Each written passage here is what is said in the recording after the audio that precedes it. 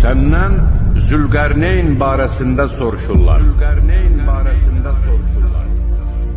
Həqiqətən biz ona yer üzündə hökmranlıq verdik və hər şeyin yolunu ona öyrətdik.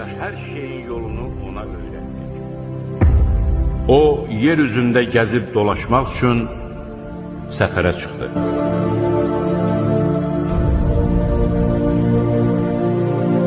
Nəhayət günəşin doğduğu yerə çatdıqda, onu elə bir qövm üzərində doğan gördü ki, onlar üçün günəşə qarşı heç bir örtük yaratmamışdı.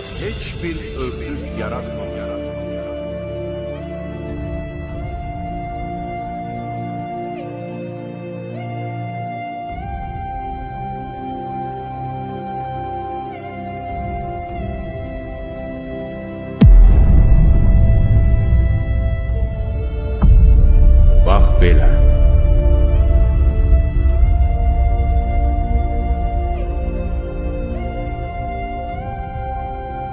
Biz onun başına gələnlərin hamısından xəbərdarıq.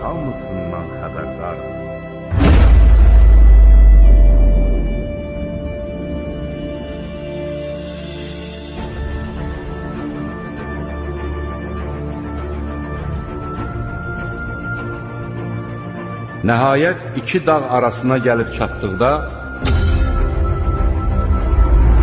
onların ön tərəfində az qala söz anlamayan bir tayfaya rast gəldi.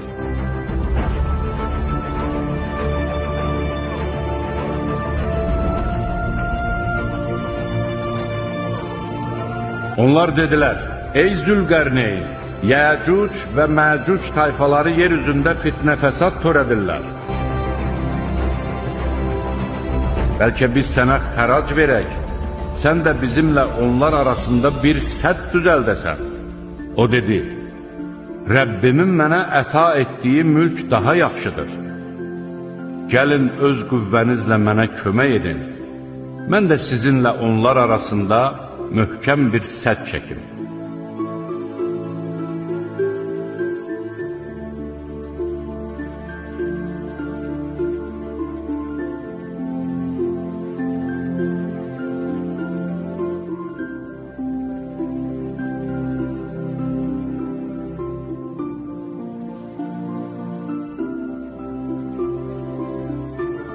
Mənə dəmir parçaları gətirin.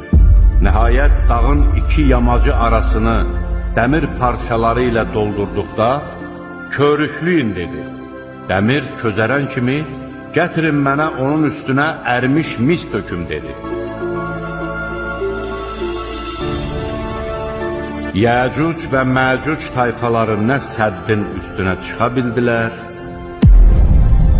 nə də onu dəlib keçə bildilər. Zülqərneyn dedi, bu Rəbbimdən olan bir mərhəmətdir. Rəbbimin vədi gəldikdə isə onu yerlə yeksan edəcəkdir.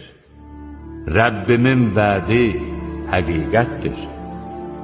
O gün Yəcuc və Məcuc tayfalarını axışıb bir-birinə qarışmış halda buraxarıq.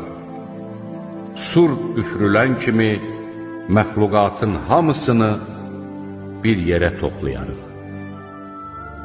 Nəhayət, Yəcuc və Məcuc səddi açıldığı və onlar təpələrdən axışıb gəldikləri zaman, haqq olan vədimiz yaxınlaşdıqda, kafirlərin gözləri dərhal bərələcəkdir. Onlar deyəcəklər, vay halımıza, biz bundan qafil idik, üstəlik zalım da olmuşuq. Ey kafirlər! Siz və Allahdan başqa tapındıqlarınız cəhənnəm odunusunuz. Siz mütləq ora girəcəksiniz.